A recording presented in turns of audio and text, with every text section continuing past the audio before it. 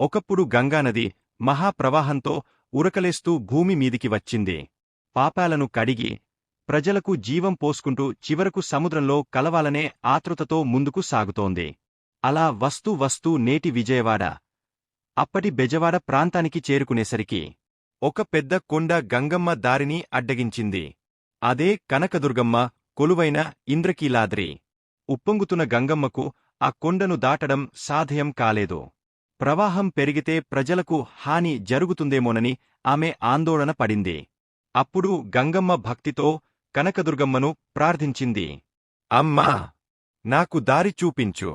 ప్రజలకు ఎలాంటి అపాయం కలగకుండా సముద్రం చేరాలనుకుంటున్నాను అని వేడుకుంది. గంగమ్మ భక్తిని చూసి కనకదుర్గమ్మ కరుణించింది. నీవు ఉగ్రంగా కాకుండా వినయంగా ప్రవహించు. ఈ కొండలో ఒక చిన్న బెజ్జం ఉంది.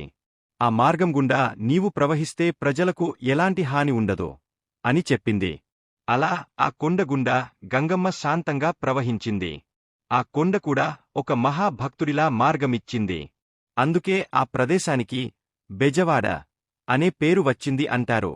కనకదుర్గమ్మ చేసిన ఉపకారానికి కృతజ్ఞతగా గంగమ్మ తన ముక్కుపుడకను అమ్మవారికి అర్పించింది.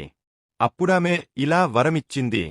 అమ్మా, ఈ ముక్కుపుడకను నేను తాకే వరకు ఎలాంటి అపాయం ఉండదు. నీ మహిమ కలియుగాంతం వరకు నిలిచిపోతుంది అని.